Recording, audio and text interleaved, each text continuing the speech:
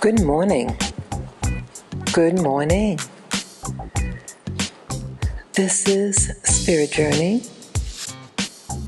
and it's the day after Christmas, 2019, and the time right now is 4:35 a.m. I've been awake now, I think close to an hour. Had something playing in the background and it woke me up. Interesting day yesterday. I want to talk about a video that I was watching yesterday. I saw a video on, it was more like a documentary actually. It's about the royal family of Monaco, Prince Albert. I remember some time ago I first learned about him. I can't believe how long ago I first was introduced to, not physically introduced to, but my learning about him over the internet. It was in 2005. Yeah, he had a child, what you call a love child, with this woman from Togo, or at least born in Togo. And she's a stewardess, and I think she's actually living in France. And she had panicked. The kid was like a toddler or 1-year-old. A young kid. And he would come around. The pictures of him holding the baby, he seemed like a really nice guy. But as you know, or many of you know, that Prince Albert of Monaco, his father had passed away. And there's, I think, 40 days of mourning that they do there. Your death is death, okay? And it affects everybody, But with this woman from Togo, which is a country in West Africa, she did a royal no-no. She's just a regular person. She's not of any royalty. And she has a kid by this man. And the kid looks just like him, in my opinion. But she's human, and she panicked. And she panicked because, see, in this time of mourning, she lives where she lives, in France. And I presume she did not give, she didn't give the kid the father's last name, because I think the poo-poo would hit the fan because of the last name.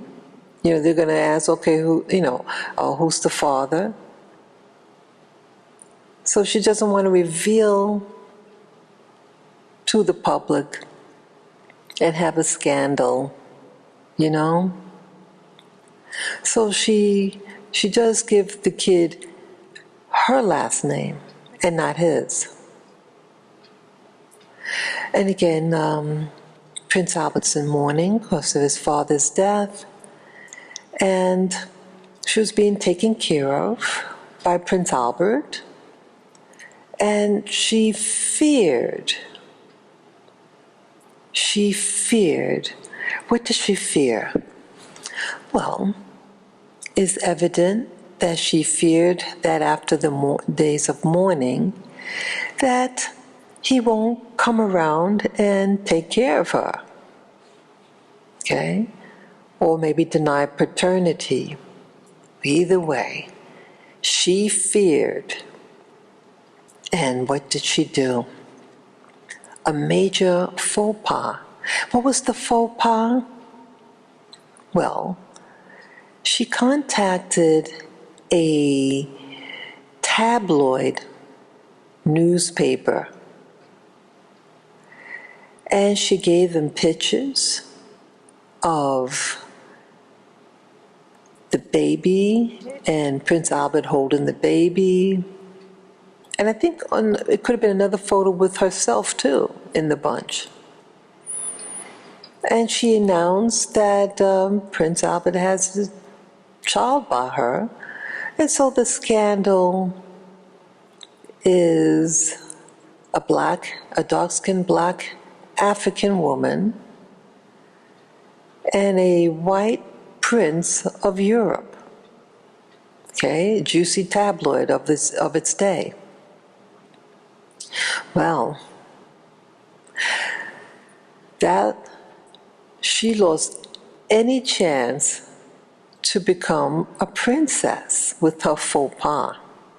Now, he had accepted she and the baby, took care of him, and again, it's a French culture, and the French seem to be more laid back with regard to unions with African women, black African women, okay? And he himself is of an African background. His grandmother was a North African, and an illegitimate birth at that. Okay? So there are African connections, and so I don't think it would have really been that much of a scandal. And again, the family, he has siblings, and his older sister had children out of wedlock, and I think it could have been with different men that she had children with. And there's a whole bunch of scandal with her, and she would not get the throne because of her behavior. She was doing things that showed irrationality, and so the father said that she's not going to be next in line. Okay, so, and I think that was a smart move. I mean, they'll love the children, but the father, because of the daughter's conduct outside of just having children out of wedlock, it was other stuff.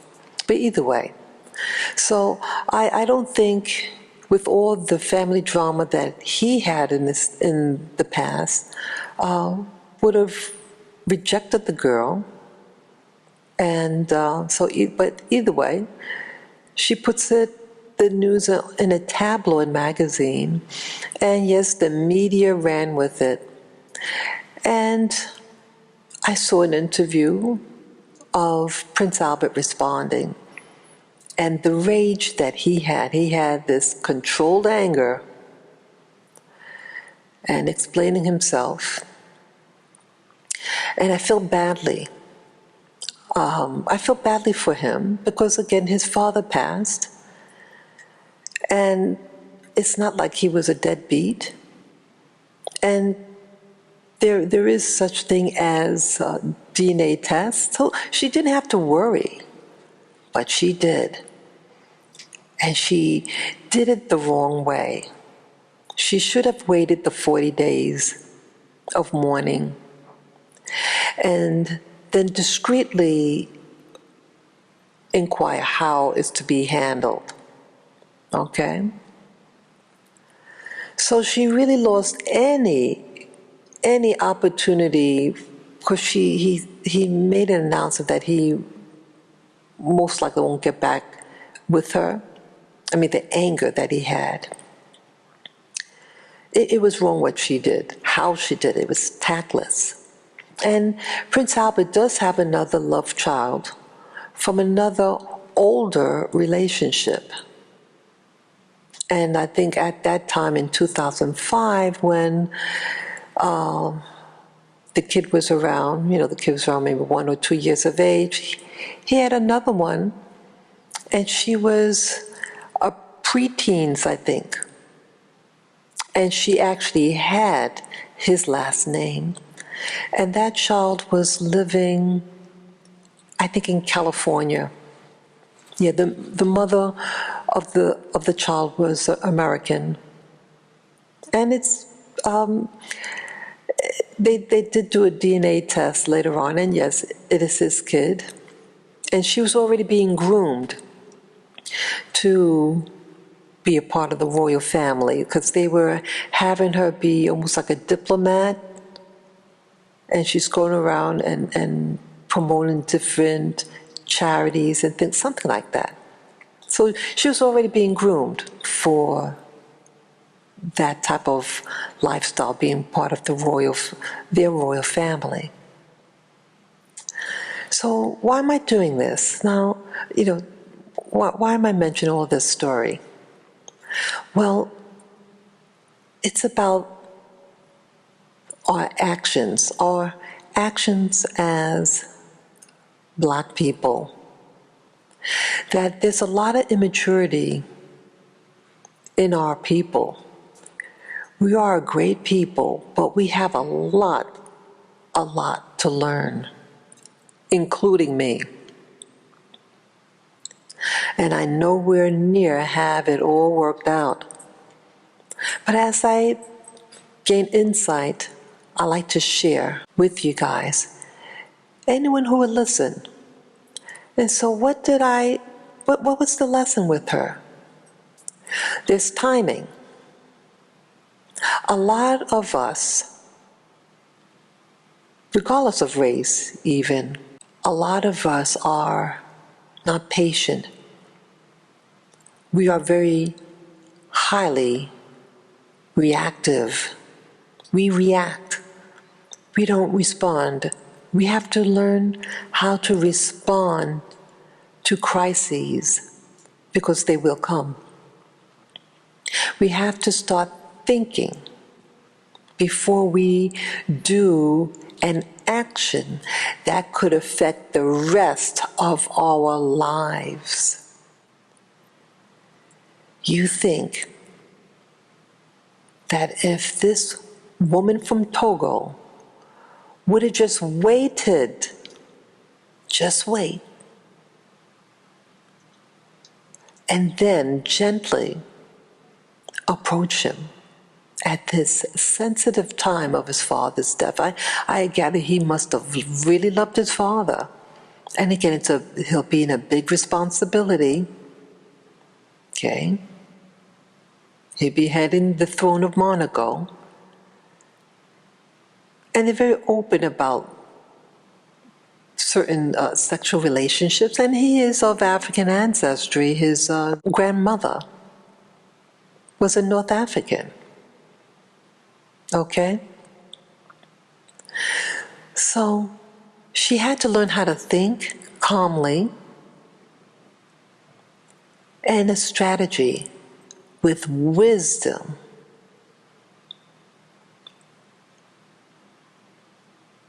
So we have to learn how to respond. And also be careful who we start families with. See, you have some women, of any race really, who get involved with men, and you want to entrap them. And then sometimes fear gets in there. Maybe fear of another woman taking your place. Maybe she had fear, oh, well, I'm an African woman, and he's going to choose somebody outside of me. And he do something foolish that you can't erase. She could not erase the tabloids once it got out, and the photos. It was so planned, her actions. So that really cut a dent in her supporting her kid. I'm sure he's still supporting her, the baby. But I don't think it'll be to the same intensity. We have to learn carefully who we get involved with sexually. And just because the person has a position or money doesn't mean that they're a good match for you. Now, if you fear that he's not going to completely accept you because of race or nationality or religion, then don't get involved with them sexually. Don't waste your breath. Okay? And then I'm reminded something else from this Prince Albert story, Prince of Monaco. I was watching the video on when when he got married, and the behind the scenes, and no, he didn't marry the woman from Togo. He married a white woman from South Africa. She was a swimmer. Now that girl played her cards right. And what she did, okay, now she was at a swim meet, or it could have been actually the Olympic Games, or something, and she was swimming. And Prince Albert was into sports in his younger days, and he was very good at what he did. And he sent message to her that he wants to talk to her. They had a dinner together, and then she went back home. And it was a 5-year gap. Get this, a 5-year gap. And that's when his father, Prince Albert's father, passed. And guess what? She, the woman from South Africa, notified him. So I would presume she still has his number. Okay? She used wisdom. She contacted him, and a relationship was rekindled. And 5 years after that meeting, they married. Okay? So again, another African connections. Okay? He married an African girl, yeah, so a white girl from South Africa, but still an African woman. And so here, there was a wisdom that she used, whether it was just she was being polite and just felt sorry for him and just gave a condolence. And again, the guy is a handsome guy, and you don't think that he met anybody in a 5-year period. I'm sure there's a lot of women there in Monaco and the region of single women who are beautiful, even the royal family. But he decided on her. When she called him back to give condolence, she took it easy and then lampooned him and got him. Again, I don't know definitively whether that was her plan and why she didn't follow up with it. Why did she not continue to see him from the first initial meeting? There was again a 5-year period. So it seemed like maybe she wasn't interested. So why did she become interested later on in the courtship that was to follow? But either way, she looks very happy. It's a beautiful wedding, and that's what they showed. They showed the wedding ceremony. And the woman from Togo blew it. And you have to, we have to take responsibility for our actions. We're full of fear. And that's what we have to change. But moreover than just the marriage and Prince Albert, they also showed, the behind the scenes, his residence, and in the past with the former ruler, his father. They never really show behind the scenes of the palace. And so Prince Albert is showing a different approach now, something more hands-on, more revealing to the public, to really showcase his kingdom or principality. And so it's showing a new approach, a newness, a nouveau. And the woman from Togo definitely would have been a nouveau in many aspects to the royal family of Monico. But what I saw also, I was amazed. This is why I'm really doing this audio tape. I was amazed at their abilities to perform administrative duties, talents like the kitchen work. They had, he has a staff, a professional staff of chefs, French chefs. I think they were French. Well, one of them had a Spanish last name. But either way, they speak French in Monaco. And these men, these chefs, what I was very impressed with were their discipline of their food preparations. They take it to the level of artistry to such a high degree. And yes, I did have the opportunity to work in a French-run kitchen.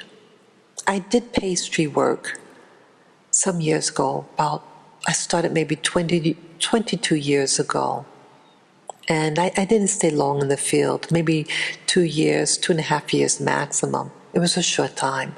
But I worked in a European managed, and the chefs were all European, and some of the chefs were French.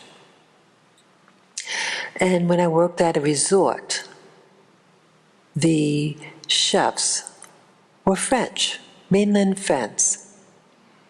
And they take the art of cooking, whether it's pastries or other types of foods, they take it so serious. To such an artistry, as I said before. They take it seriously what they do. They are what they do. That's their mentality. They don't say, well, I'm just a cook, like in the States, that mentality. Oh, I'm just doing this because I can't get another job. See, that's a lazy man and a fearful man or woman's mentality. But you see overseas, in Europe in particular, and France in particular, that they go in, that Europeans enter what they're going to, career they're going to go into, they start early in life. They start early. And it's a series of steps or initiations of learning. It's not just 1, 2, and you're through. It's a series of steps by steps, moving up in their skill and maturity. And in the States, everything is hurry, hurry, hurry. And they want one big step. See, here in the U.S., we don't have the same discipline. We lack it. And we lack the maturity, like that woman from Togo. Lack the maturity. You have all the potential, but you don't follow through correctly. because we're impatient, or sometimes we feel entitled. I'm entitled to this, but you don't have the patience behind it. And so you fall through. So here these men, these chefs, they take every step so seriously, and they were showing the countryside, and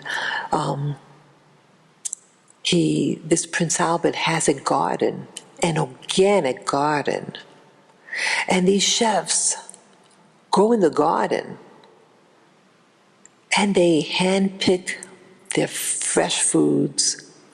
And of course, they have the people who manage the farms. The chefs manage the kitchen, and you have the farmers manage the organic farms, of course. But there's a respect. There's a respect for where the food comes from. Every step is respected. Every step. They respect their abilities. They know their abilities. And they hone their abilities. And I was impressed that, like in the kitchen, they even had the 2 head chefs, and they were working together. But I think one was actually really over the other head chefs. Both of them are top in their field.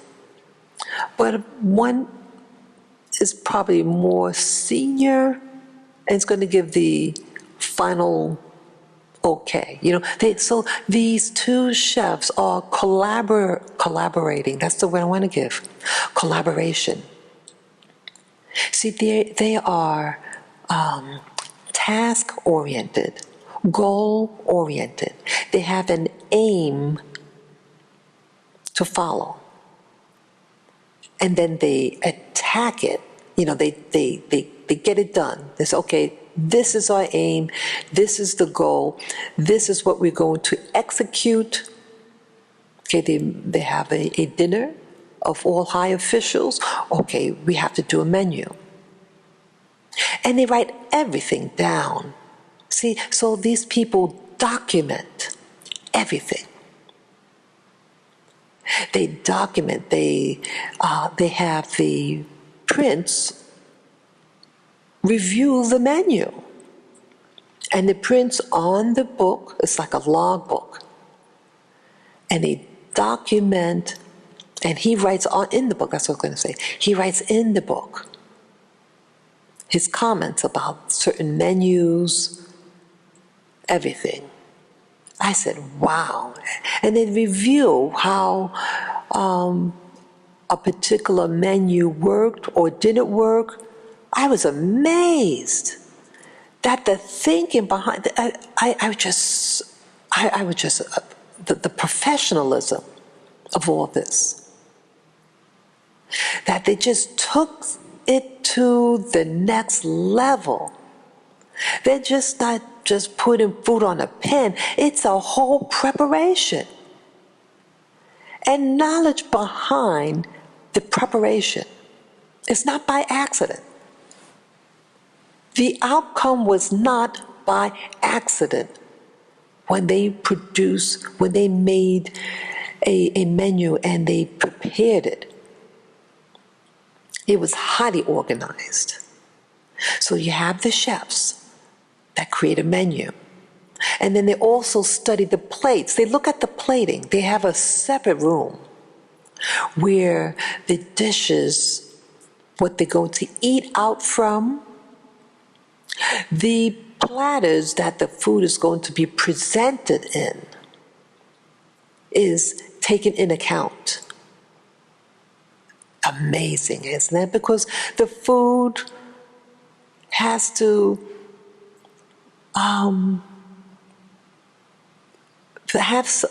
match the plate in some way. They have to complement each other.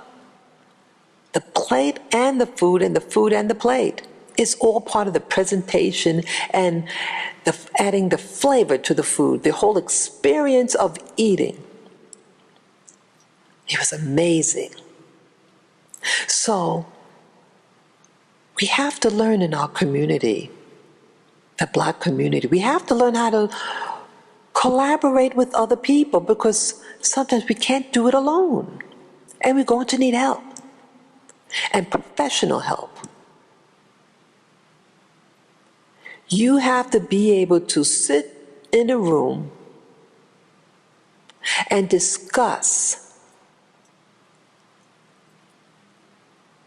how you're going to plan and execute an activity. See, cooking is just one activity. It could be any activity. It could be any occupation. But I'm making mention of this particular activity, which is cooking. And then they showed this other scene in this documentary on Prince Albert and behind the scenes of his principality. And that was, it was a country house. It was an estate. And they specialize in these, I guess, the curing of ham.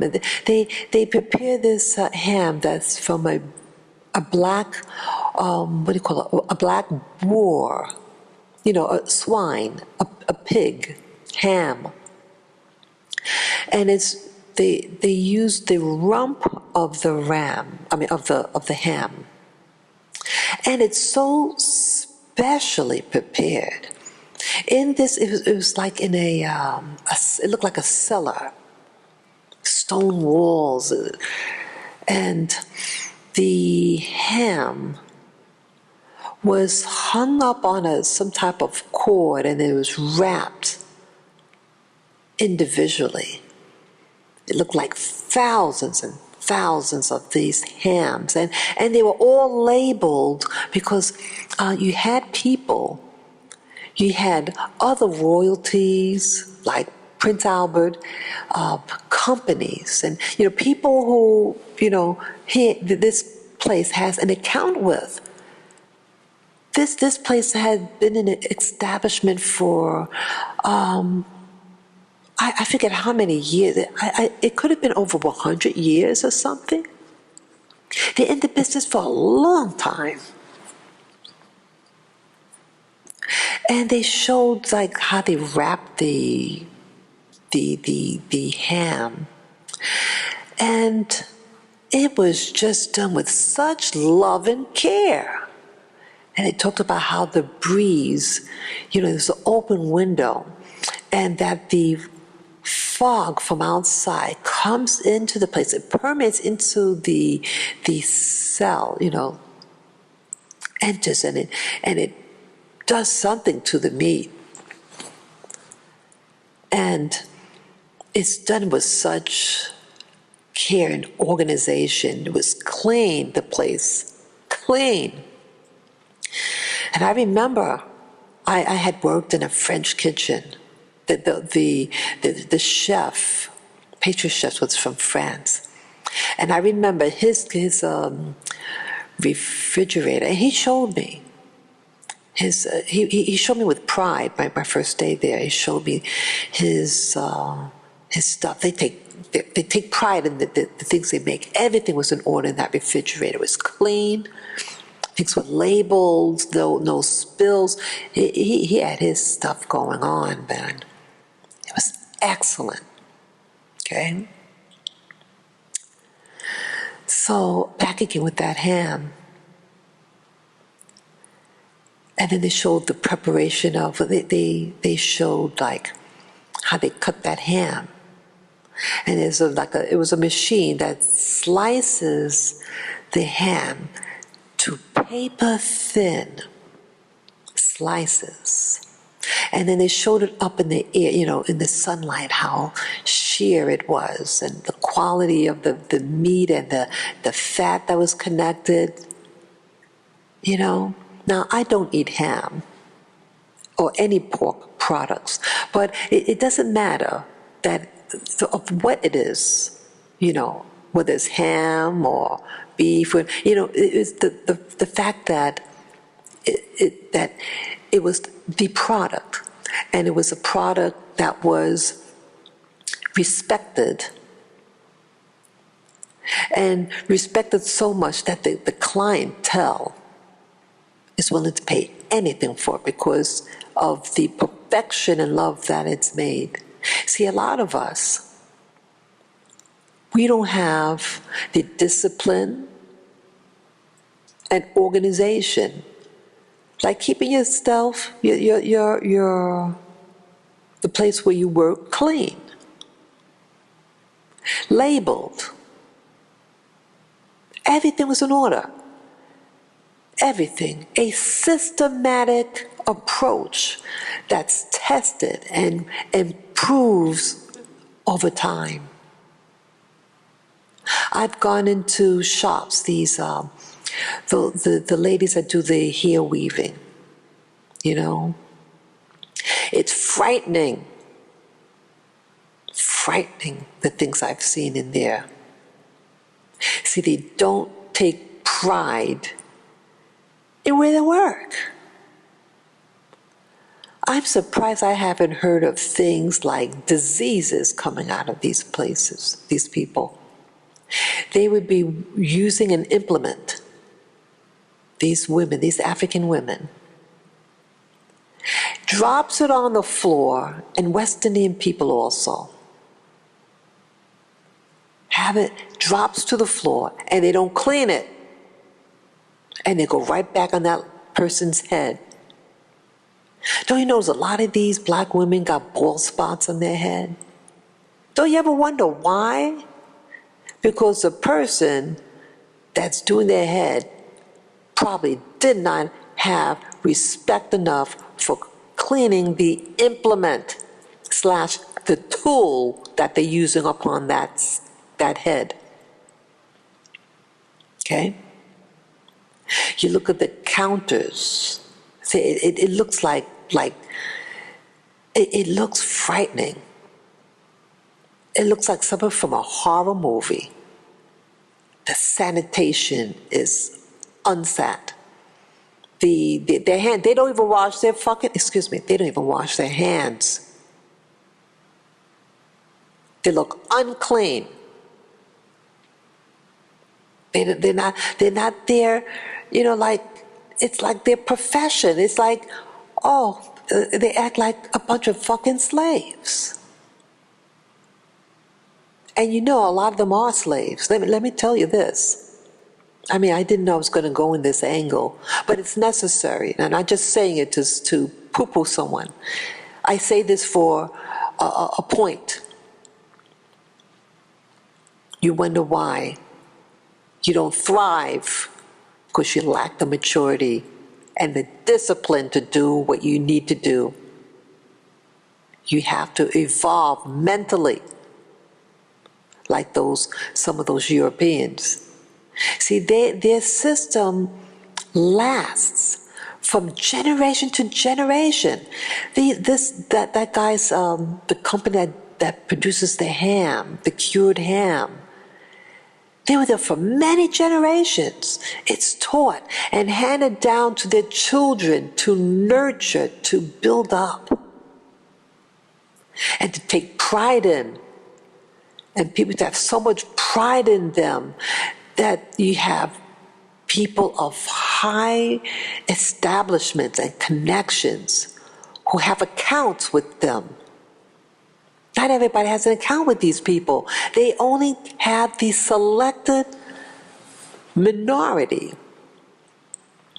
as customers, loyal customers. Okay? And again, it's handed down from generation to generation. Don't you think from generation to generation that it perfects over the generation? That is so honed with care.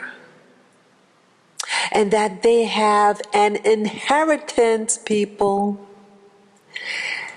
a proven inheritance behind their parents, who pass it on to them, and who pass it on to the next, and to the next generation. They have like an empire in the field of their specialty. But again, back to this African hairdressers, hair weavers, when you go into their shops, yeah, go in Harlem, go in the southern Jamaica, Queens, New York City, and you're going to see the same crap. Same crap. How they respond to each other. Yeah, there is a, what do you call it? A human trafficking of these African women who do their hair. They trick some of them. They say, hey, you want to go to New York and do hair braiding and make money? Yeah.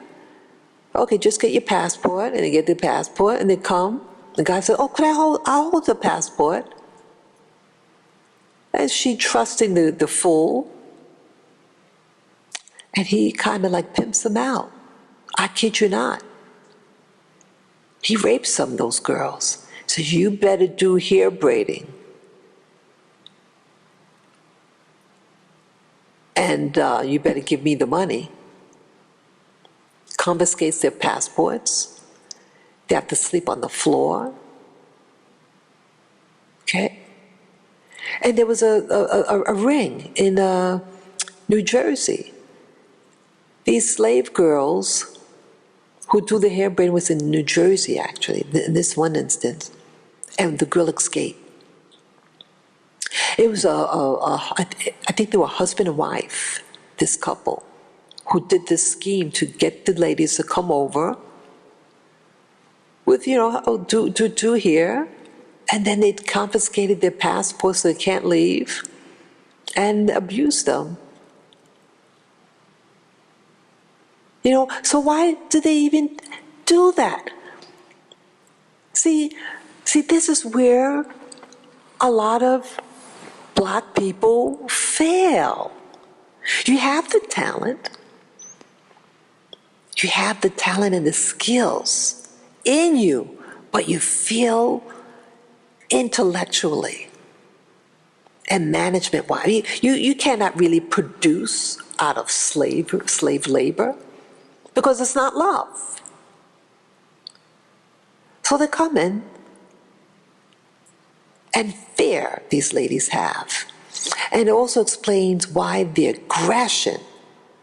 I went to one of those hair braiding places in Harlem, and a younger woman, she could have been in her late 20s, 30s,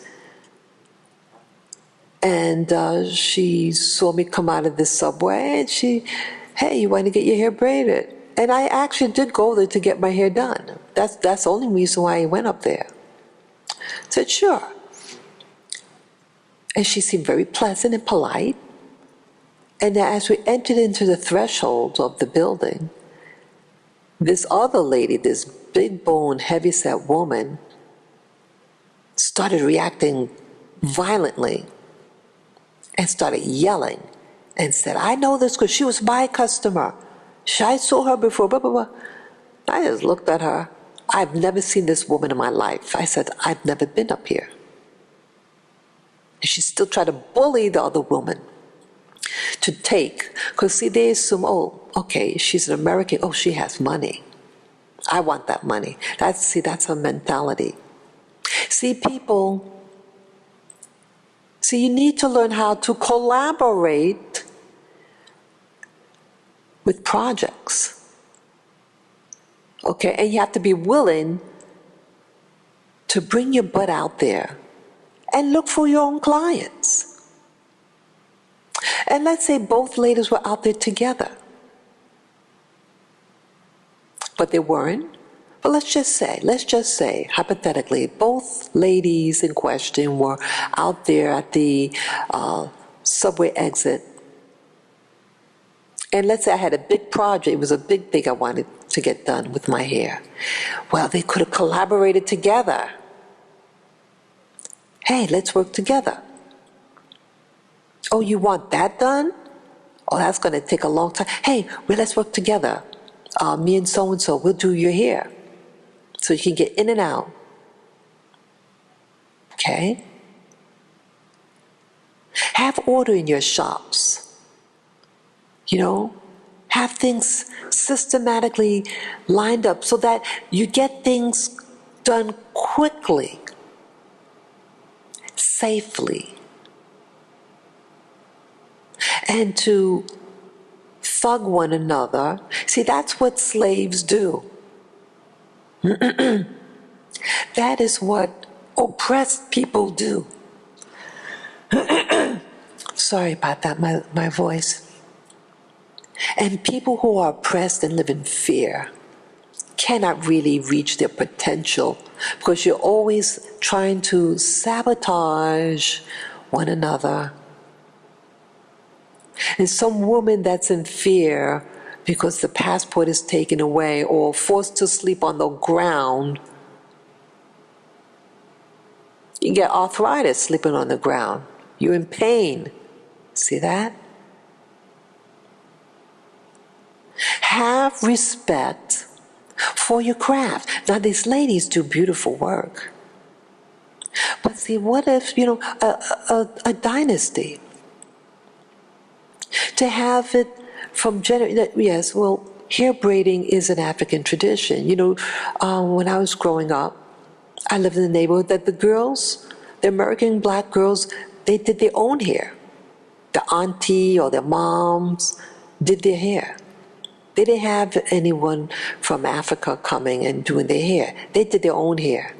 But now the Americans, they don't want to do their own hair, and so they're losing tradition, the know-how, and they let somebody, an outsider, to do it. And so you're losing your tradition, people, because you think you're too good to braid hair. Or you become ashamed about braiding hair because that's an African tradition. So you're poo-pooing your tradition. Well, people, do you see those European poo-poo their tradition of, let's say, curing ham? Or let's say, making fabrics for the royal houses of Europe? That's a whole procedure in itself. It takes many steps, like getting the wool, raising the sheep, you have people who specialize in certain types of sheep to produce a specific type of wool. It could be any product, or let's say linens. People. These Europeans aren't poo-pooing any of their traditions because it's their bread and butter. You don't respect your bread and butter, people. And so these African shops just blow in the wind. It has no continuity. They burn out. Baby, why burn out when you could thrive?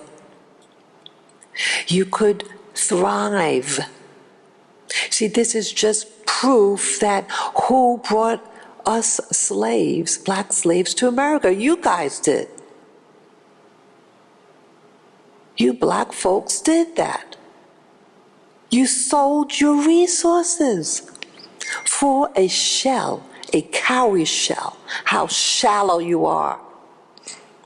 You're fucking shallow. You only see the moment and you don't see your future. You don't build a future.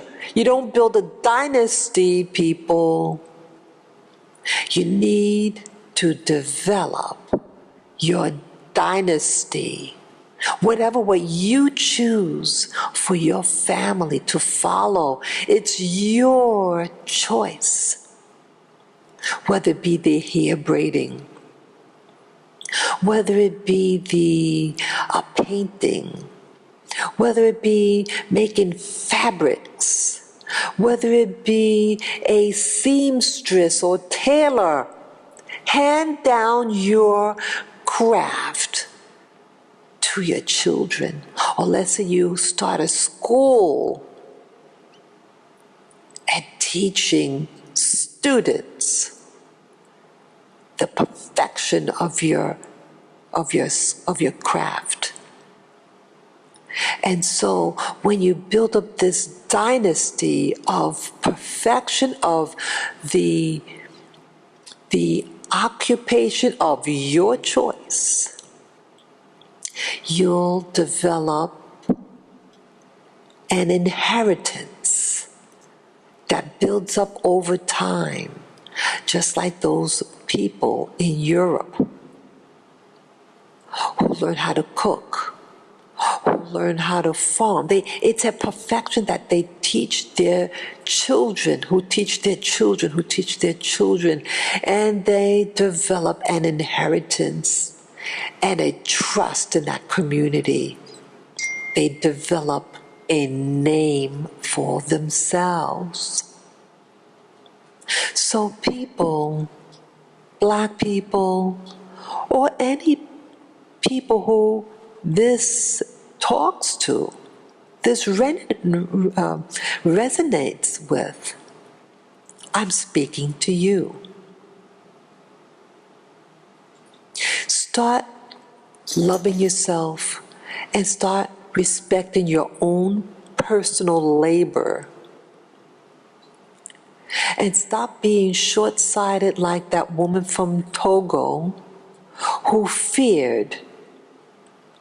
And rather than using wisdom and patience, she used reaction rather than response.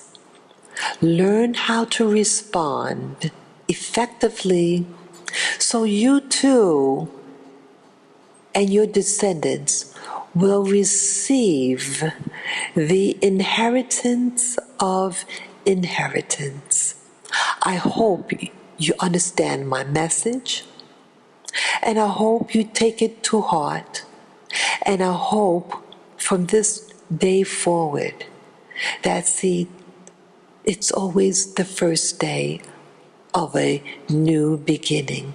Start a bright new beginning for you and your descendants. Choose wisely, be your personal best, and convey that knowledge to your progeny. Peace, love, and joy for the remainder of this year and the years to follow. I thank you for listening. And if you like this content, you may wish to donate to my channel, Spirit Journey channel, and go to my PayPal Me account. And to do so, go to my channel, and on the top of the banner, top right of the banner that you see, there is a PayPal Me link. Just click on the link and follow the prompt. Any amount would be greatly appreciated. And I thank you all in advance for your precious gift. Peace, love, and joy to you all. Thank you for listening. Bye-bye.